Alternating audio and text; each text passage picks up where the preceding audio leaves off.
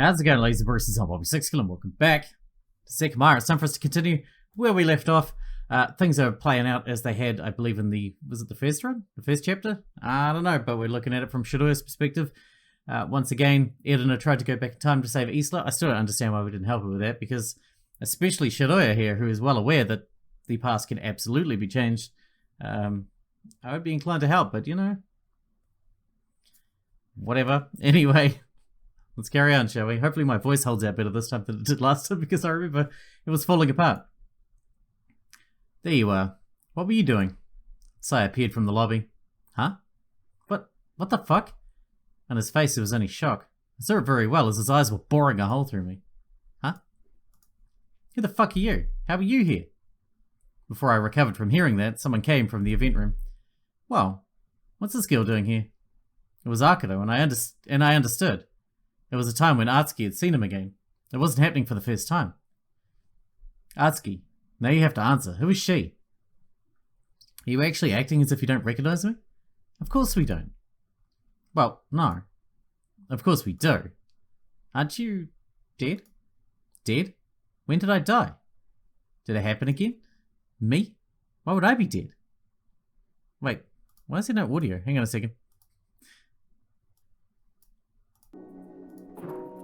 Jeez, if that cut out the audio, I'm sorry. My settings are all messed up. Anyway, where are we? Me? Why would I be dead?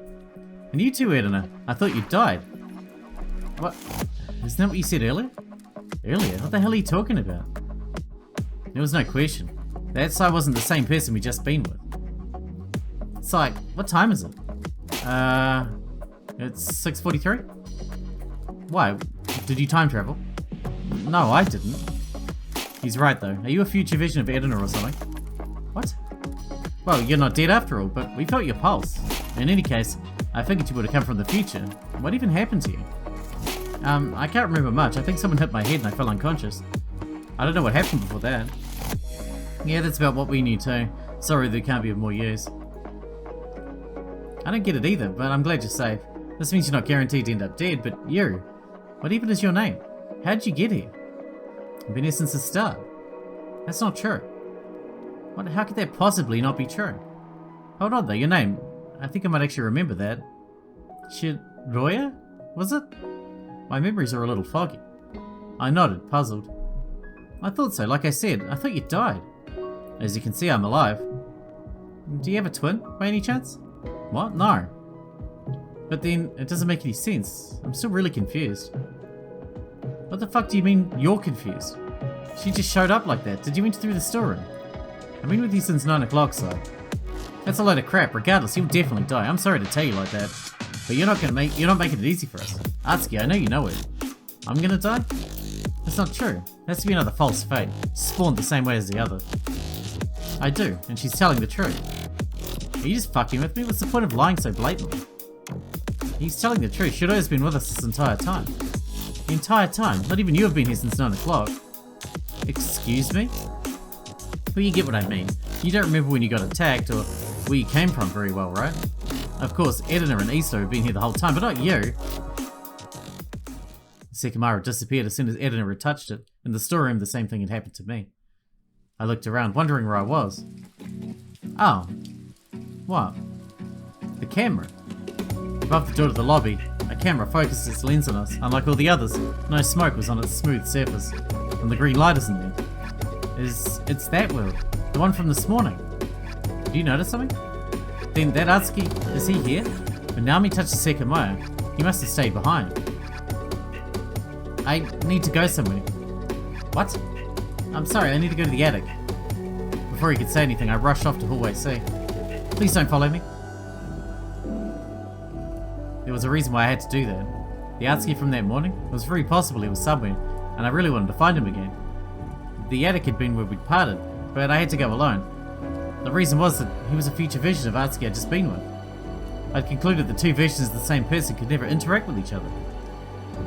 That was a real paradox devoid of origin, and paradoxes were impossibilities. That meant if Atsuki had come with me, it would have guaranteed that I wouldn't have found his future self. In the world we were in, it was very possible the door to the attic had been open, how we left it. That was why I told him not to follow me. Because going by myself, it was possible I'd find him. The reason why I was going to the attic, the furthest place from the crystal floor, was also because I was searching for a future version of the Atsuki I'd just been with.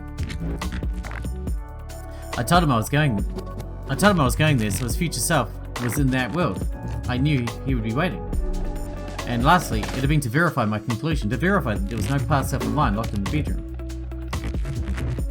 When I confirmed I wasn't being followed, I breathed in relief. I tried to open the elevator, but it wasn't there. I should use it. If he's on another floor, he'll at least hear me. I pressed the button and waited for the elevator. Once it had come, I stepped inside. The 7 button wasn't available, but I still had the key to the attic. After getting it out of my purse, I enabled the button and pressed it to start ascending. On my way, my anticipation compounded. My heartbeat meshed with the slight friction of the ropes above. Upon arriving, I slowly opened the door, revealing an empty hallway. I stepped out and walked to the turn. As soon as I looked ahead, it was settled. My past self wasn't there, as both bedrooms were open. But where was Atsuki? Didn't seem like anyone was there. I headed to the living room and looked at the floor. These footprints, they're very recent. And the sound came from the stairs. Fixing my eyes on the door, I noticed it was approaching. And finally, it opened. The person behind it, was it the one I'd wanted to see? There you are, you did come. I'd forgotten you had the key to the attic. Are you the Atsuki from this morning? Yeah, I'm glad I wasn't wrong. You knew I would come, right? You remembered what happened. He nodded. That was it. I'd finally found him. We just had to stay together from that point on. What had happened after I'd travelled didn't matter anymore. As long as I stayed with Atsuki, we'd be together at 9 o'clock, which he had lived through once already. I was so relieved, and he looked the same. However, there was something else in his face. I felt it was exhaustion. Have you been here all this time? When you disappeared this morning, I tried to find you, but I was in another world, right? I think so. I learned a lot of things. It's been longer than you think since I saw you. What do you mean? You said the recording was real, right? What happened at 9 o'clock? Why did both of us appear at the start of today? Why did we travel to this morning? I know the answer now. I remember what you told me. You said that you travelled to the 30th of November, and that a few days later you touched the Sekimeiya in the tower, is that right? Yes, that's when I appeared with you in the lobby. No, that's wrong. I know what happened to you. For a moment I was lost. What did that mean? What had happened to me? You didn't go to November. You went to the future. What? No, I didn't. I went 2 weeks to the past. I don't know why you think that, but I believe you went to the future. You said you just entered the tower in early December. I believe that was the 5th of January instead. The 5th of January? That doesn't make any sense. It didn't make any sense, did it? The days I'd spent at my apartment, that had been in December, hadn't it? Like I said, the recording was real. On the 5th of January, we were in the tower. That's why when you touched the Sekimeiya, I appeared with you in the lobby. No. How would I have gone to the future? There's no way. With the Sekimeiya, there are 2 of them. I know, I saw that too. What do you mean though? So one's a future one and one's a past one. I think I've mentioned that being a possibility already as well. I thought about everything that happened. There always were 2 Sekimeiya, but only one of them made us go to the past. The other one made us go to the future instead. The one in the water tank sent you to the future, but that wasn't the first time. It wasn't the first time you travelled forward in time. There were others. I was at a loss for words. That couldn't be the truth. It didn't make sense. But if it had happened before, earlier when our past selves had travelled to the attic, I pressed the elevator button 2 times, and only one of them could have caused the sound we'd heard. If instead we'd appeared in the future, that would have solved it. We immediately thought we'd travelled just a few minutes to the past, because the handle of the bedroom had been attached, and our footprints were still visible in the living room. But that would have been the case a few minutes into the future too. Is that really possible though? Wouldn't we have noticed a ton of contradictions?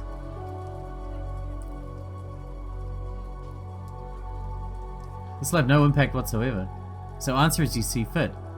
Where did Shiroya travel? Oh shit, it won't have any impact. My ass! Save. Alright, let's roll to the future then. So you read a story where Shiroya had travelled to the future. That was the truth. Everything around her pointed to it, yet she failed to notice it. She felt free after so long, which prevented her from realising that she was still trapped. That was due to her narrow field of view. Just like her, depending on the way things were looked at, you would have been told an entirely different story. Every mystery has been accompanied by the key to unlock it. Shiroya went to the future. That's why the days of the week didn't match December, and the 15th was a Thursday. That's why it wasn't snowing. when she'd stepped out of the drainage channel. That's why as soon as she got home, she heard fireworks celebrating the new year. But one time, Darfee told her that she could drink alcohol. Given her birthday, that meant she was already 20 years old and legally allowed to drink. There have been countless keys, but some of them have been much smaller than you might think. However, know that they are there and hunt for them. The time when your success will be measured will come, and now it's very close. Some of those will be pretty hard to notice, especially since, like, in this country, you can drink when you're 18, so that's not something I would notice anyway.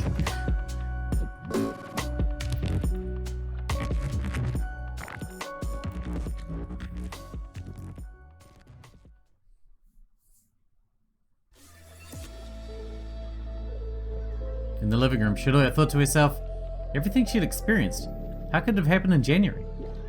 It seemed impossible at first, but she soon realized it wasn't. Even if that were the case though, there were many questions to answer. So what now? What will happen at 9 o'clock? It'll be fine, we'll be able to leave. Finally, Shiroya breathed a sigh of relief, but it was cut short by words she didn't expect. This isn't over yet though. Oh, come on. That wasn't the end for them. But only the final step was left. I have to read faster, sorry. How could that goal be achieved? Shiroya wondered as she awaited Atsuki's next words. Mia, who had been seen in the tower, how would she be saved?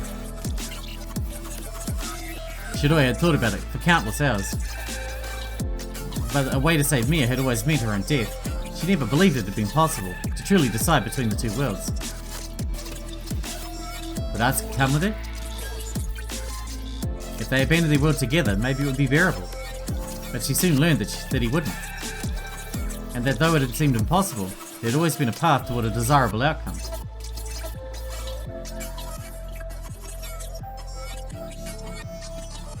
I think that's the end of the chapter. I think we did it. Up to chapter 4 now.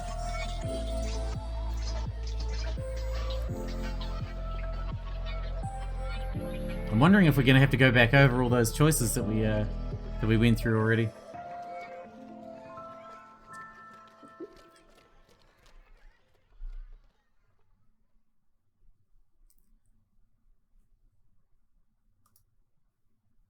Yep, that's the end of that chapter.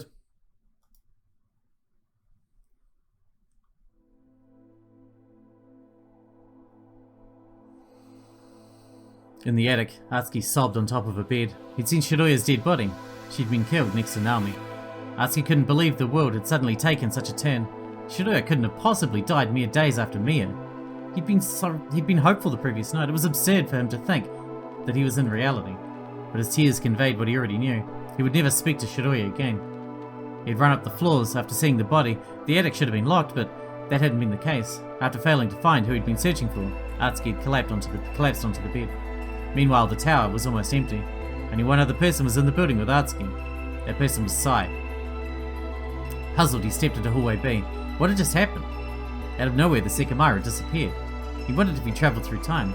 Even though he hadn't touched the Sekimeiya, something peculiar had occurred. When he looked around him, his confusion intensified. Naomi wasn't in the bathroom. Then he saw the bloody corpse next to the stairs. Edina had died. Going off the blood, it seemed like she'd hit her head on the stairs and tumbled down. So I saw something else. There was no longer a green light on the security cameras. Did that mean they weren't recording? Without a doubt, he wasn't where he'd been a minute ago. Sai had recently learned valuable information regarding the Sekimeiya. He was confident he knew more than everyone else. However, he had no clue what had just happened. He took his time looking through the crystal floor. Someone might have been there, and perhaps the Sekimeiya as well. He stared into a crystal room. It was where they'd found Naomi's first corpse, but she had also vanished from there, and the velvet curtain, which had been laid on top of her, was attached to its original cabinet. Deep in thought, Sai walked to room A5, where Isla had died. Lifting up the cabinet's lid, he verified her body was gone as well. When he looked at the lobby, he was met with Shiroya's immobile body. Next to her was a puddle of blood, and her eyes showed that no life remained within them. Shiroya had been killed. By who, though? Sai didn't find anything important amongst her belongings. Again he wondered, where was he? The corpses he knew of had vanished, while Shiroya and Edina, who should have been in the attic, had been killed. Where was Atsuki and everyone else? His wristwatch wouldn't help him figure out any of that, so he headed to the security room. But the door was locked. Had Katai locked it? It seemed strange. Sai wanted to know the time. The body's vanishing indicated that he was in the past, but the truth couldn't have been so simple. The future, perhaps? Had the earlier crimes been covered up? Sai wasn't sure what to think. Then he looked at the elevator, frowning in consternation. The button was gone. Nonetheless, when he tried to open the door, it budged. Inside, it was blood and a pile of metallic panels. It was a long time later when Sai stepped into the attic. He hadn't found anyone else, and only the last floor remained. He immediately noticed that the suitcase was gone from the sofa. But Atsuki sobbed. Sobs began to reach his ears. His cries came in broken bursts, muffled by the pillow. What are you doing? Sai noticed that one of the bed sheets was gone. When Atsuki heard him, his head immediately turned, and he saw him approaching through his blurry vision. Then Atsuki's fist flew. If Sai hadn't reacted fast enough, the blow would have broken his jaw. What the fuck? Sai felt his tongue. It was bleeding. Before he could process it, Atsuki struck again, and Sai saw that Atsuki's fist had barely missed its full impact. He realized he could have easily just killed him. After all, from Atsuki's perspective, Sai had to be the murderer. Everyone had stayed in a crystal room, and Sai had been the first one to leave. Only Naomi should have been outside, but she had been one of the victims. Then Edina had left, and she'd been killed as well. Lastly, after Shidoya's departure, she'd instantly been met with the same fate. It was only Sai who could have done that, the one still alive, who had willingly not returned. However, Atsuki wasn't aware of where he was. He wasn't aware of what the Sekimeiya truly was, as he'd never witnessed their powers. When Atsuki's third strike came, it was immediately returned. and Sai's hand was a knife that slashed Atsuki's shirt. That confirmed it to him. Sai was the killer. He just had to try and make Atsuki his fourth victim. He felt a chill up his spine. He couldn't die there, not after Shidoya's death, but he wasn't a match against Sai's knife. Before he could swing again, Atsuki ran out of the room. You're not gonna fucking run away. Sai wouldn't let him go, not after he tried to kill him out of nowhere. On top of that, he was aware of a few things. Nobody else is in the towers. Murders had occurred. The camera didn't seem to be working. He had a knife. He'd been handed the perfect circumstance to finally know what killing a person was like. Who the fuck ever thinks about that? Just out of curiosity. When he cut his shirt, Sai discerned fear within Atsuki's eyes. He'd run away, but there were many places where he could hide. Sai had enjoyed Atsuki's presence in the tower, and he was poised to enjoy it even more. Thanks to the knife he had, he could hunt him down. At the same time, he felt enraged. Atsuki had almost killed him. He'd almost suffered a sudden, clueless and pathetic death. Firstly, what kind of fucked up person thinks, ooh, I wonder what it's like to kill a person, now I'm gonna find out. And secondly, you can't punch someone once and kill them. I mean, you could if you're Mike Tyson, but our guy's a little anime boy. He's not gonna kill someone by punching them in the face. It's fucking ridiculous. Anyway, his confusion toward the world was gone. In the blink of an eye, Sai's thoughts had shifted drastically. He grabbed the key to the bedroom. Strangely, it wasn't where he'd left it, but in its original drawer. Then he grabbed the one in the other bedroom and removed its chain with a screwdriver. With that, Atsuki had very few places to hide. The key to the attic had been in the door, and Sai had grabbed it. That meant Atsuki could lock himself inside. The two remaining options Sai could think of were in the security room and a bathroom, which could both be bypassed with Katai's keys. He began to search for him, aware that Atsuki could attack first. In the living room, he saw footprints running out, yet he cautiously looked through the whole floor to confirm Atsuki wasn't still there. Coming out of the partition, Sai stared at both bathrooms. He noticed only one of them was closed. I see, so you're here. Atsuki, open the door. Atsuki! I bet you want to know what happened to Shidoya. Open up, you stupid moron. Oh, I see. You're not answering. See, I always said that Sai was a piece of shit. I said that right at the start. And he's proving it. He's proven it. I win. Because you're already dead. Sai grinned. In the storeroom on the crystal floor, he'd found both Sekimeiya. He had a reason to hide one while leaving the other there, but what mattered was that he'd had access to both. The bathroom was where Atsuki had hidden. If Sai went to the past, he could wait for him inside. Hence, on the other side of the door, Atsuki must have already been dead, and the future version of Sai must be waiting for his past self to leave. Briskly, Sai ran all the way down. He didn't know which of the two Sekimeiya to activate, but it didn't matter. Behind the storeroom's wall, Sai dashed to the glowing gemstone, knowing it had been there a long time.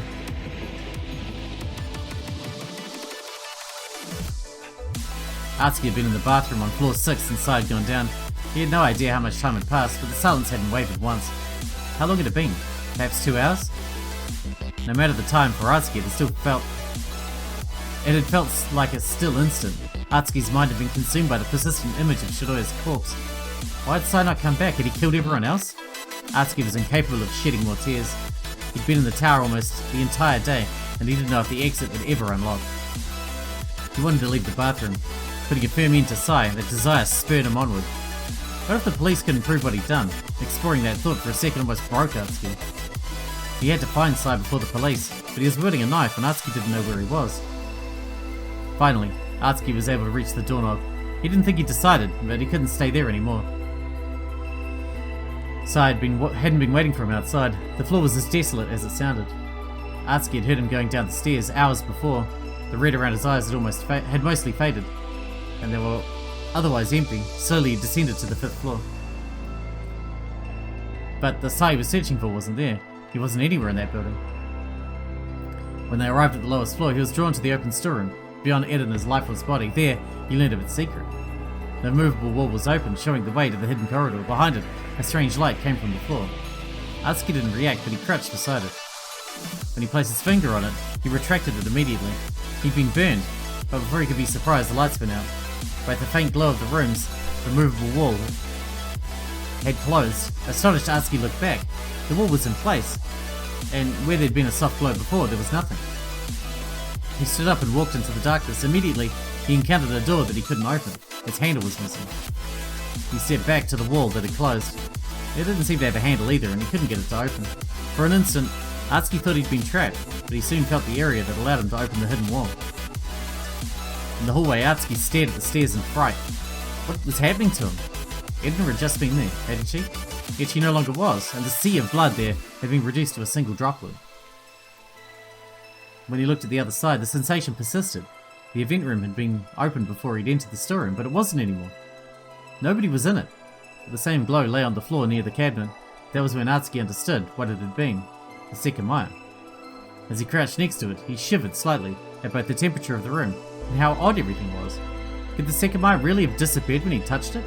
And why had he been burned? He still felt it on his finger. Carefully, he reached out to it with his left hand.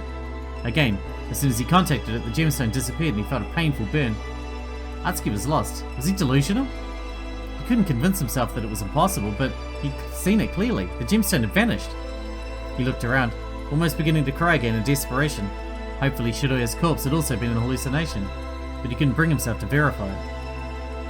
He staggered to hallway B. Perhaps Akito and Isla were still in that room. They weren't. The room was empty.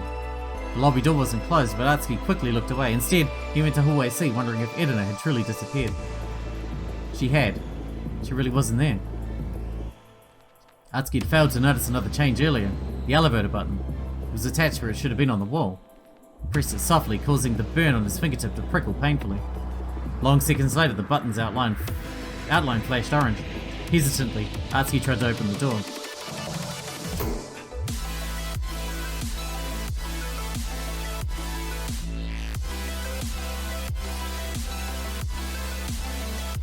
At 9:04, the shutter opened. A group of policemen had been in front of it awaiting that time.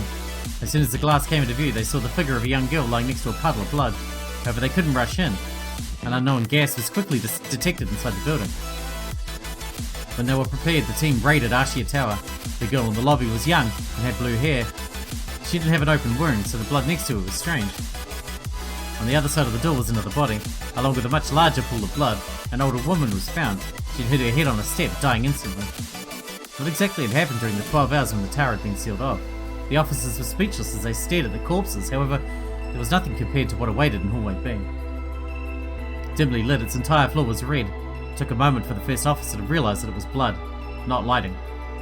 Then, when he saw its source, the wind was knocked out of him. He froze, knowing that would be the most gruesome image he'd ever seen. The sad remains of what had once been a human being.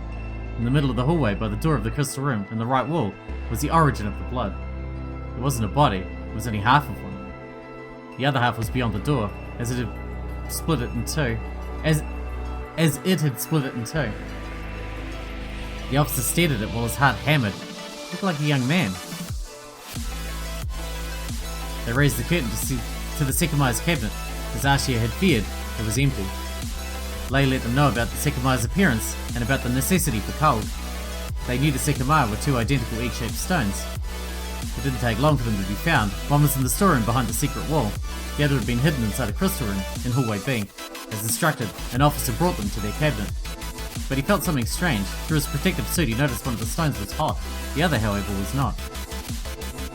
Even when the police climbed to the highest floor, no one else had been found. The team exited and reported their findings. 3 people had been found dead, 0 alive. Didn't make sense. At least 5 were missing. Thanks to the entrance tickets, they knew the names of the people who hadn't been found outside. While the citizens learned the tragic events that had transpired, the bodies were identified. In the lobby was Shiroya Mirana. The woman beside the stairs was Edina Majutsu. And the body split in 2 was Sai Yomiya's. Good. Sai got cut in half. That's the one. Happy about that. There was a secret corridor in the storeroom that Ashiya didn't know about. When the police learned it led outside, a single conclusion was drawn. The missing people had left through it minutes after the attack. Since then, all sides of the tower had been observed. So what had happened inside? Who had killed those 3 people? The building was raided a second time. If someone was still there, they had to be found immediately. Every possible spot was inspected. On the crystal floor, a member of the team entered the elevator. Blood and metallic panels were on the floor, but his attention went higher. It was the only remaining place in the tower. With the tools he'd been given, he unlocked the hatch on the ceiling to look to the narrow elevator shaft.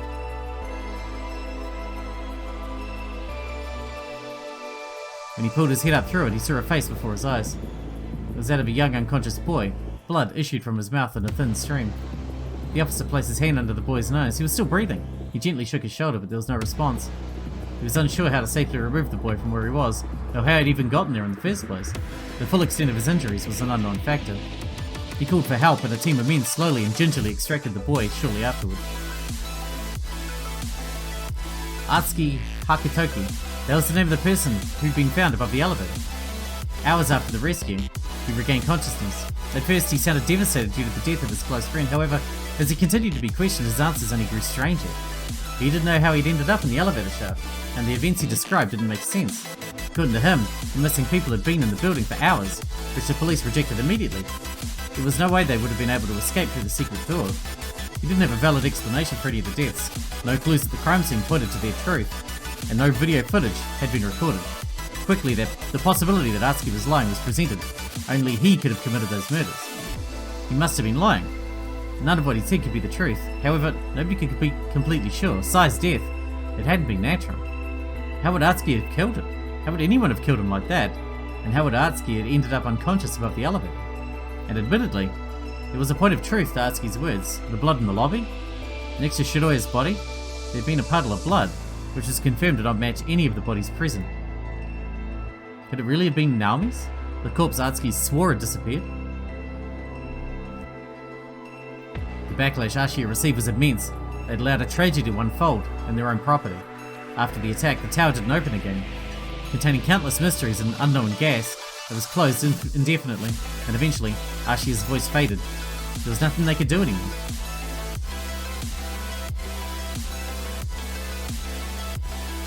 Many weeks had passed since December 15th. Lonely, Atsuki looked at the sky through the glass of a window. He could not yet believe what his life had become, and imagining the worst years ahead of him, he could only cry. The sky he saw, he wasn't happy he could still see it. He wanted it to disappear. And it did.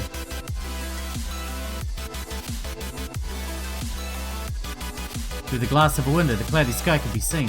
However, no one was there to see it. Around the country, some people had the opportunity to witness the disappearance of countless citizens.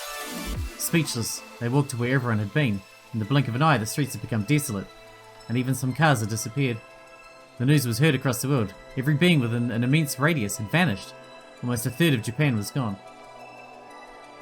It was humanity's most shocking event ever recorded. In a mere instant, millions of people disappeared without a trace. What had occurred was far beyond anyone's understanding. You might know what was in the centre of that radius. A little town on the foot of a mountain range called Yushibana. Then everyone travelled through time. That must be what you're thinking. However, not one of those people who disappeared reappeared anywhere. The instant they vanished, their existence was erased forever. What? Why? Oh man, come on. Don't give me more questions. I have enough of those already. I need answers, not questions. Failure? Harsh. I guess we say past then. Is that what went wrong? I mean, that's the last choice we actually made, isn't it? Well then, that seems like the perfect time to wrap this episode up. Wait, maybe not. Iron was covered by a vast cape of snow. During the winter, Caliant were the only flowers that had survived the climate, and they encompassed its entire spectrum of flora. A member of a large range, the mountain extended behind Yushibana, its perpetual snowy top reaching higher than the others.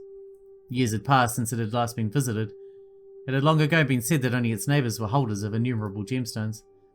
On its base, different species of Caliant peeked through the snow.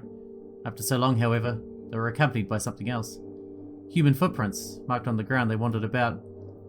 Far from then, a man walked on the snow. His name was Gan, and in the distance, he could see the mountains he'd often travelled through. It was the first time he'd brought his equipment to Iron. He'd always been curious to know whether the common belief about it being devoid of value was true. And after hours, he'd verified it. He hadn't found any caves, and the surface had been harder to traverse than Iron's neighbours. Disappointed, he walked back before the sun set. He'd been out all day and he was exhausted. He was walking down a narrow path when something caught his eye. He'd already crossed the tree line, so tall trees were surrounding him. He stopped himself when he noticed an opening between two of them. Intrigued, he walked over to it, and as he got closer, he realised what it was. An entrance to a vast field of grass enclosed by the trees that hid it from view. However, what truly stood out was further ahead. There was a wooden cabin in the corner of the field. It lay covered in white. Speechless, he was drawn to it. The grass was tall, and it had almost been concealed by the snow. Slowly making his way inward, Gan didn't take his eyes off the cabin. He never heard about it, and it looked abandoned. Many questions came to him, but they all suddenly vanished. He looked at the ground. On top of the snow, he'd almost missed something that easily blended in. Was it an egg? He crouched by its side and felt its surface. Strangely, no snow was on it. When he touched it, his face was one of amazement. It was very smooth, but it was heavier than it looked. He'd never seen anything like it in his life. What was it, and why was it there? Gan didn't care and was eager to bring it home. It looked like a gemstone, but it hadn't been underground. Content to have found something, he kept walking toward the cabin. The door was open, so he took a look inside. A few spiders had set up shop there. Most of them had died during the winter, but their webs still decorated the room. Gan didn't dare look down into the storeroom. The last thing he wanted was for some large spider still living down there to be disturbed by him. As he'd expected, it didn't seem like anyone had been there in a long time. The 27th of November was a Sunday. That was why Gan had chosen to go to Iodine.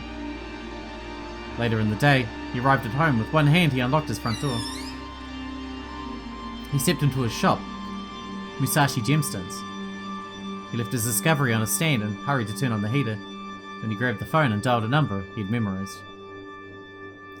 Lay, I'm sorry to call you so late. Is this a good time? What do you want? I just found something to interest you. You have to see it. Was it about a gemstone? Yes, but not a normal one. I found it on Iodine. It's unlike anything I've seen. Is that so? If you're not exaggerating, you might be in luck. I'm not. I'm certain this would fit perfectly in the tower. Is it alright if I come tomorrow? I want to speak to you about something. Yes, that's perfectly fine. I'll be there in the afternoon then. Thank you, I'll be waiting. Good night. The call cut off. Gan pumped his fist in relief. It had been a while since he'd struck a deal with Ashiya. He sat in his chair. He was tired, and he had to think about what he'd say the next day. A while later, he raised his head. He'd noticed something. A smell he hadn't perceived before was in his shop. He couldn't discern what it was, but he slowly walked over to the gem he'd brought. Was it the source? He got close to it, but he suddenly retreated. And then carefully he placed his hand on it. It was hot, very hot. Why? It had been cold before. Why did its temperature change? Concerned, he grabbed it. He'd examined it closely, but there was no explanation for the temperature change. What could have caused that, and more importantly, would it ward Ashiya off from buying it? He stepped out of his shop. Outside it had remained cold. And soon after he did, the gem cooled down. In the blink of an eye, the warmth around it faded. Why didn't he travel when he touched it when it was hot? Was it the surrounding temperature? No matter what, it hadn't seemed normal. In awe, Gan stepped back, letting the heat make contact with the gem. Immediately, he noticed the change. The smooth surface began to heat up exponentially. What did he have in his hands exactly? How was such a rapid change in temperature occurring? Would Ashiya be against taking such a thing? Gan began to worry. He remembered that a long time ago, Ashiya had sold him storage cabinets, and one of them had been equipped with a temperature regulation. Biting his lip, he went to his storage room. One of the dusty cabinets had a wheel on its side. He dragged it close to an outlet and plugged it in. The temperature in Yushibana was around 0 degrees. Matching it, he rotated the wheel and brought the gemstone there. After leaving it inside, he waited for the temperature to stabilise. And when it had, he touched the gemstone one more time. All warmth was long gone, and the smell had also faded. It was bizarre, but Gan's mind went again to Ashiya. What would they say about something so peculiar? Tired, he went to his bedroom. He knew he'd fall asleep instantly. He was still in the mountain equipment, jacket, hat and gloves, so he hurried to take them off. The next day, Lei came to visit Gan, who'd been preparing what to say. After a warm welcome, she was brought to the Sekimeiya. That was the name Gan had chosen for the gemstone. As soon as Lei saw it, she let him know Ashiya were interested in buying it.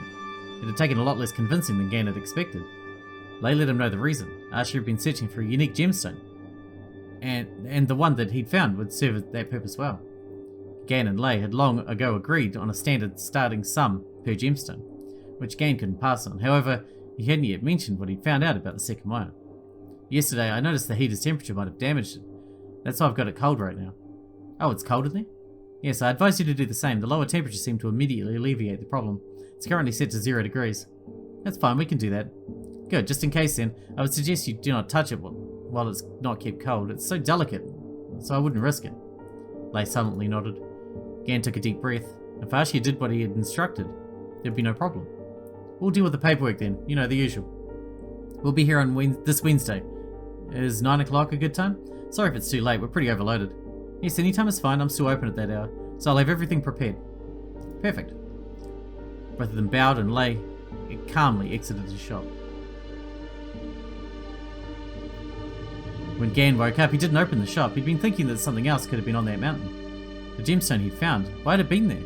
Snow had fallen days prior, so why had none been on it? Had someone dropped it there? Someone who knew about that place?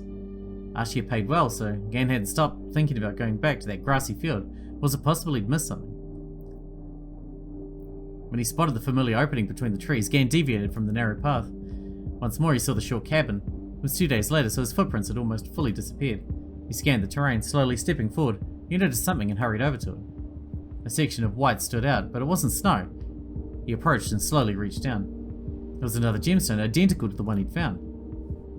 Gan searched through the entire field, but he found nothing else.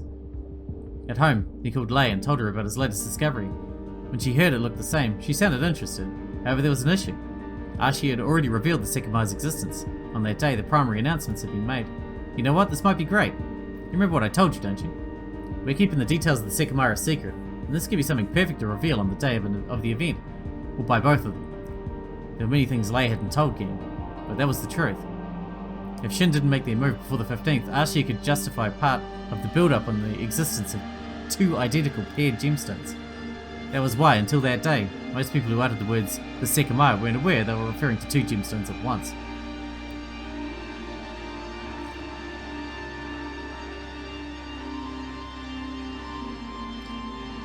Chapter 4, Caliant, as in the flowers that were growing on the mountain where the Sekimeiya was found. Cool. Alright, as soon as it kicks into dialogue, we're going to be wrapping this episode up. Because I've let it run on a little bit long, but it did say failure, so I guess it's just failure no matter what. I mean, it seems like we're destined to fail anyway, so I can roll with failure, that's fine. We can always go back over the other choices after we're done anyway, which we'll almost certainly do. Anyway, hope you guys enjoyed it, thanks for watching, thanks for hanging out with me, and I'll see you in the next one.